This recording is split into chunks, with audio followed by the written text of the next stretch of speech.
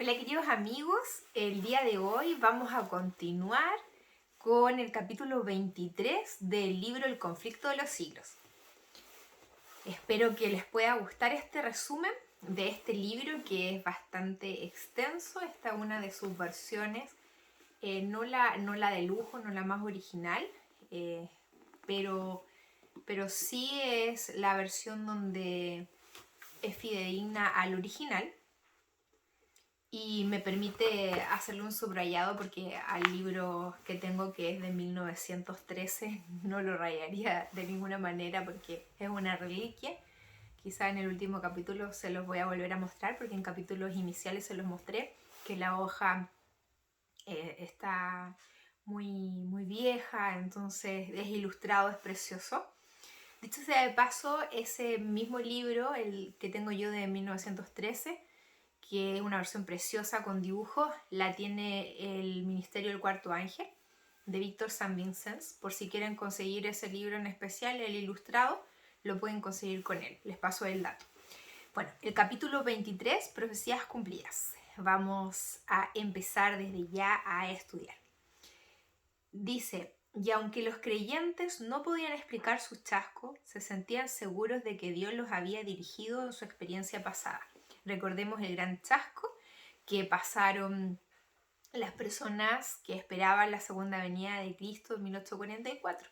El error de ellos no fue fijar una fecha, nunca fue ese el cuestionamiento. El error de ellos fue que en vez de lo que pasó en 1844, que ellos creían, gracias a los descubrimientos de Guillermo Miller, que el santuario iba a ser purificado, ellos creyeron que iba a ser purificada la tierra y iba a venir Cristo. Pero la verdad es que lo que sucedió allí era el cumplimiento de una de las fiestas solemnes, que Cristo ha cumplido todas las fiestas a cabalidad.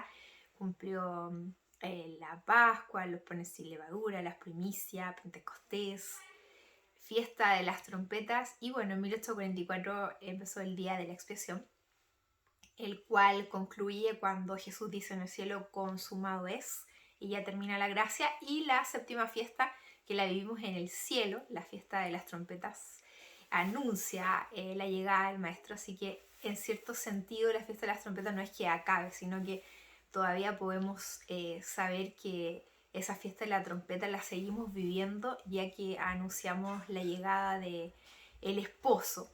Recordemos que la fiesta de la trompeta es esa fiesta de Yom Teruah que nadie sabe el día y la hora.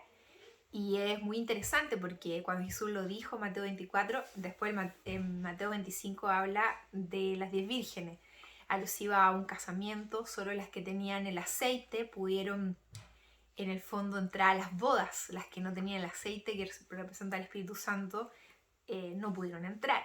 Y recordemos que todas cabecearon y durmieron por la demora del esposo. El Yom Teruah es muy significativo porque ustedes saben que los judíos tienen calendario lunar, y todo este calendario, la fiesta solemne, empieza en el mes de Aviv, en donde cae entre marzo y abril, pero el que marca el inicio del año es la cebada, la maduración de esta cebada.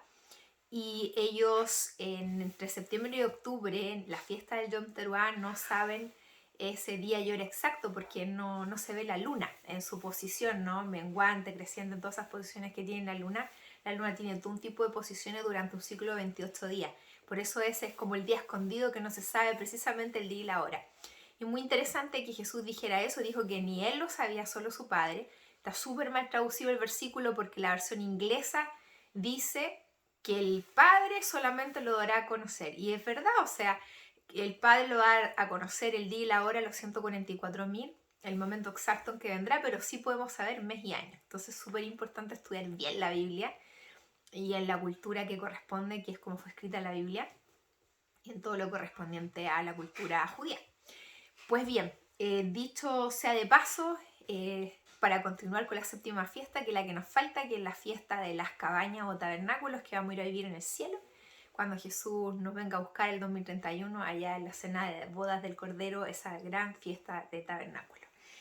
Este chasco, lo vuelvo a repetir, que vivieron ellos, no fue por fijar una fecha. La hermana White, cuando hablaba de no fijar fecha, lo hacía porque muchas de estas personas, en su afán de ponerle fecha al retorno a Cristo, querían prolongar la profecía de las 2300 tarde y mañana, pero esa profecía empezó en el 457 a.C. y terminó en 1844, pero no tenía alargamiento esa profecía. Así que es súper, súper importante no sacar de contexto a la hermana White, porque si no se contradice ella misma, y ella nunca se contradijo a sí misma. Lean El conflicto de los siglos. Claramente ella expresa en este libro y apoya la idea de fijar el día de retorno de Cristo cuando apoya al señor Wolf.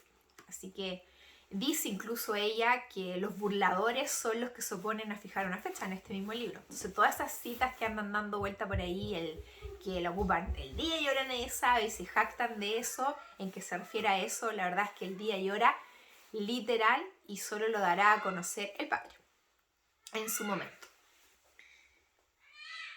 Yael, estoy grabando un video, estoy aquí. Bueno, esta es la razón por la cual no hago videos largos, porque la Yael es como súper demandante. Bueno, sigamos. Dice, la fe de lo que entonces parecía oscuro a su entendimiento sería aclarado a su debido tiempo. Tranquila, hija. Es muy importante esperar en Dios y que Dios nos puede hablar a través de su palabra. Dios no va a bajar y hablarte cara a cara como lo hacía con Moisés o lo hacía con los profetas en el Antiguo Testamento. Dios te dejó la Biblia y ahí está todo. Si tú oras, Dios te va a revelar lo que tú no entiendes. Hola, mi amor. La princesa negra. Bueno, Habacuc 2, 1 al 4. No. Sí, sale en la Biblia. Habacuc 2, 1 al 4. Dice, aunque la visión tardará aún por un tiempo, mas apresúrase al fin y no mentirá. Aunque tardare, espérala, porque sin duda vendrá, no tardará. He aquí que aquel cuya alma no es recta se enorgullece, mas el justo por su fe vivirá. Toda esa gente que quedó chasqueada porque Jesús no vino en 1844 tuvo respuesta referente a qué pasó ese día, que fue un acontecimiento histórico porque Jesús pasó del lugar santo al lugar santísimo y Dios les dio respuesta a ellos, no los dejó en ascuas. Más aún que lo que ellos iban a pasar estaba profetizado en Apocalipsis 10, el librito, ese librito, el libro de Daniel, a eso hacía alusión en Apocalipsis, que ellos lo estudiarían, así como Guillermo Miller estudió el libro de Daniel, y que sería dulce en la boca, pero les amargaría el vientre. Fue un gran chasco para ellos, pero tuvieron respuesta de ese chasco y estaba profetizado que así tenía que ser. La profecía siempre se cumple. Nadie notó entonces que la misma profecía menciona una manifiesta demora en el cumplimiento de la visión, un tiempo de tardanza. Después del chasco, ese pasaje de la Escritura resultó muy significativo. Aunque la visión tardara aún por un tiempo, mas apresúrase al fin y no mentirá. Aunque tardare, espérala, porque sin duda vendrá, no tardará, el justo por su fe vivirá. La parábola de las 10 vírgenes de Mateo 25 también ilustra los que experimentaron los adventistas. En Mateo 24, Cristo había anunciado algunos de los eventos más importantes de la historia del mundo y de la iglesia desde su primer advenimiento hasta su segundo. La destrucción de Jerusalén, la gran tribulación de la iglesia bajo las persecuciones paganas y papales, el oscurecimiento del sol y la luna y la caída de las estrellas. El reino de los cielos era entonces como 10 jóvenes solteras que tomaron sus lámparas y salieron a recibir al novio. En cuanto a las otras vírgenes, cuando tomaron sus lámparas no tomaron aceite consigo, habían obrado por impulso, sus temores habían sido excitados por el solemne mensaje, pero habían dependido de la fe de sus hermanas, satisfechas con la luz vacilante de las buenas emociones, sin entender a fondo la verdad y sin que la gracia obrase auténticamente en sus corazones, pero no estaban preparadas para la tardanza ni para el chasco. Cuando vinieron las pruebas, su fe se apagó y sus luces se oscurecieron. Vemos que en la Escritura hay muchas profecías que tienen cumplimiento dual. Y el cumplimiento de Mateo 25 con las 10 vírgenes tuvo su cumplimiento en el Gran Chasco en 1844 y obviamente que también tiene una aplicación para nuestra época. La tardanza del novio representa la expiración del plazo en que se esperaba el Señor, el chasco y la demora aparente. Por ese entonces despuntó el fanatismo. Algunos que habían profesado ser creyentes celosos en el mensaje rechazaron la palabra de Dios como guía infalible y al pretender ser dirigidos por el Espíritu fueron abandonados al dominio de sus propios sentimientos, impresiones e imaginaciones. Cuando dejamos de depender de la palabra de Dios, O ocurre que el Espíritu Santo no puede actuar en nosotros porque si nosotros no lo dejamos, ¿cómo nos va a llevar hacia el conocimiento de toda verdad?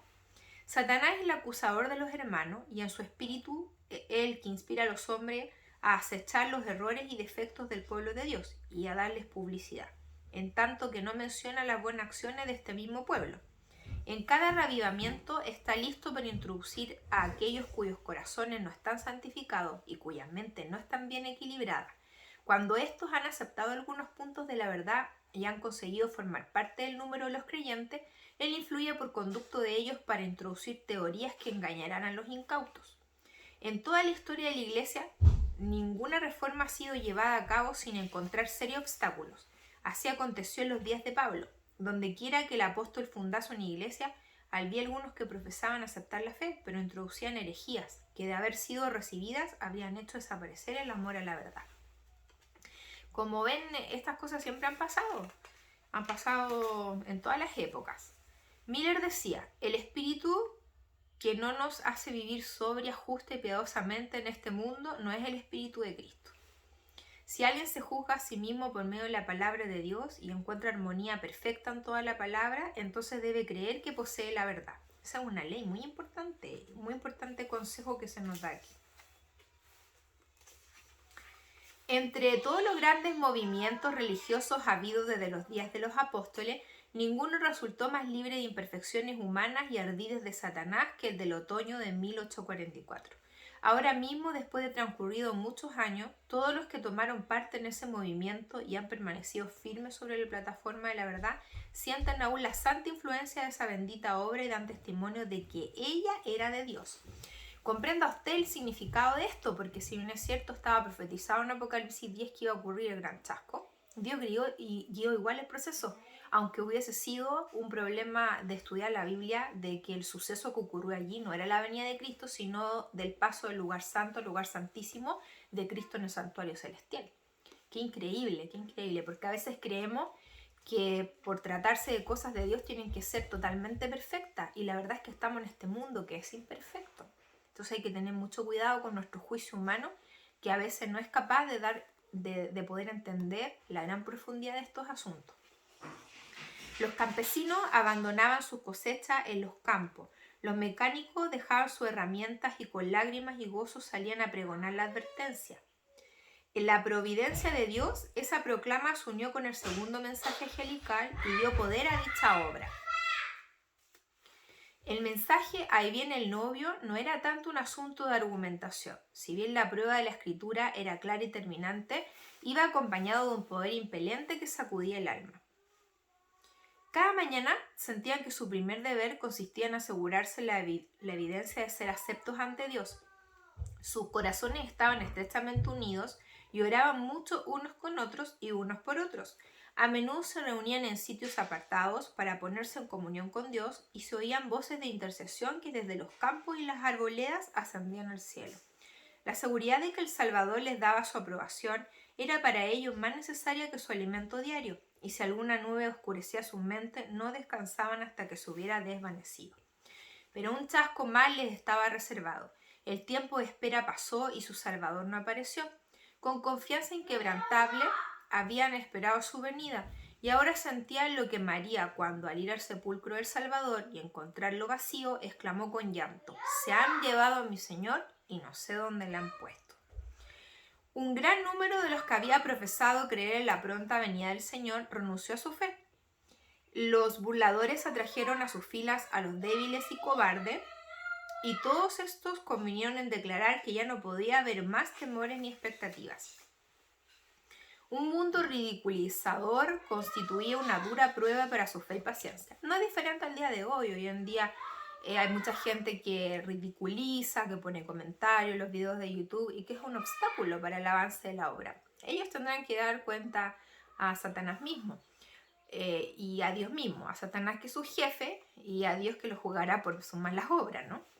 Bueno, por otra parte, estar de parte de Satanás puede tener beneficios locales, pero Satanás va a obrarlo todo a su conveniencia. Si tú ya no le sirves, te va a desechar. No así con Dios. Dios tiene un amor único por el humano y para Dios tú eres valioso, Él no te utiliza. Todos nosotros los que intentamos proclamar el Evangelio, estamos súper comprometidos con su causa. Cada uno de nosotros tiene familia, tiene sus propios quehaceres. En el caso mío, usted ve que mientras yo grabo este video, mi hija ahí grita y todo lo demás porque ella es autista.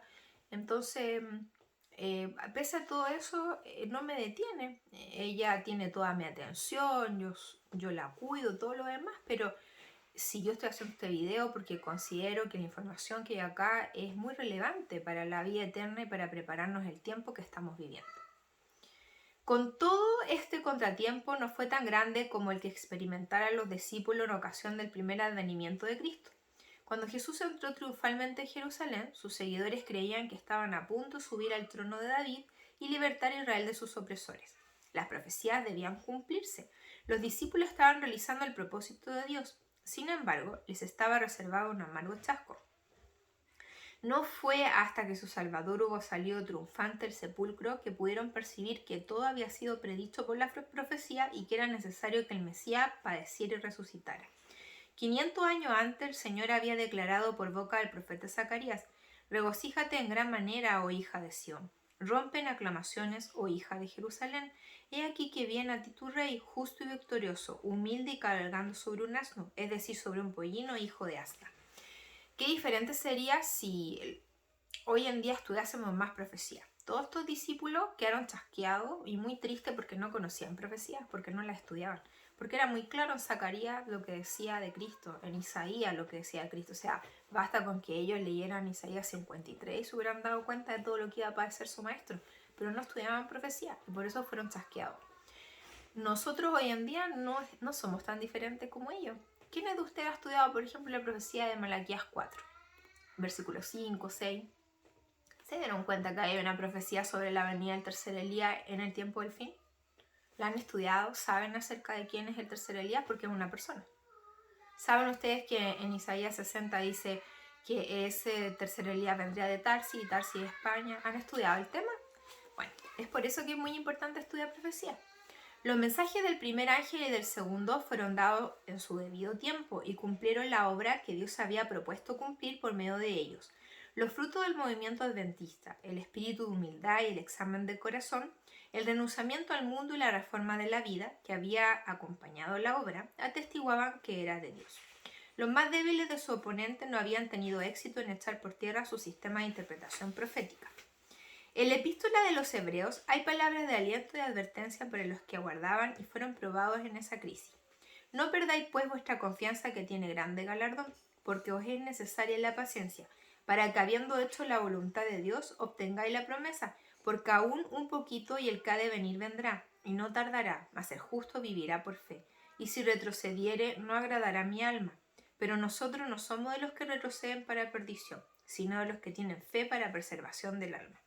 Que esta admonición va dirigida a la iglesia en los últimos días se echa de ver por las palabras que indican lo cercano a la venida del Señor. Estas palabras de Pablo los alentaron a permanecer firmes. No perdáis pues vuestra confianza, os es necesaria la paciencia, porque aún un poquito y el que ha de venir vendrá y no tardará. El único proceder seguro para ellos consistía en apreciar la luz que ya habían recibido de Dios, atenerse firmemente a sus promesas, seguir escudriñando la Escritura, esperar con paciencia y velar para recibir mayor luz. Si quieren más información respecto a estos temas, puedes pedir solicitud en el Facebook bíblico Diana Tapia. Yo salgo con una polera que hice Maranata 2031 y es un Facebook solo para fines bíblicos. Allí subo material en el muro y me puedes hablar por mensaje por interno para pedir más información y estudios. Tenemos estudios de todo, acerca del tercer Elías, estudios sobre Daniel 11, 40, 45 y 12.1, sobre el rey del norte y el rey del sur. Dicho sea de paso, es muy importante estudiar esta profecía porque estamos viviendo en el versículo 44. No falta nada. También puedo entregarte material acerca de las miles de evidencias en cuanto a que Jesús viene en el 2031. Todo ese material que nadie te enseña lo puedes adquirir aquí en este Facebook. Yo soy parte del Ministerio Cuarto Ángel. Mi líder es Víctor San Vicens. Él tiene un canal de YouTube llamado El Gran Engaño, en donde tú puedes ver todos sus videos. y puedes ir aprendiendo sobre lo que está aconteciendo en el mundo y el contexto según el panorama mundial. Va a ayudar mucho tu vida espiritual y te va a permitir comprender muy bien la profecía. Hay mucho que aprender, es muy emocionante aprender de la forma en cómo lo hacemos estudiando la Biblia con el diccionario Strong. Es muy rico el lenguaje hebreo, una palabra cuenta una historia, es muy importante sacarle gran partido a la Biblia y en este ministerio la estudiamos así. Te dejo porque voy a ir a ver a mi hija, que es muy demandante, así que te dejo muchos cariños para ti. Chao, chao.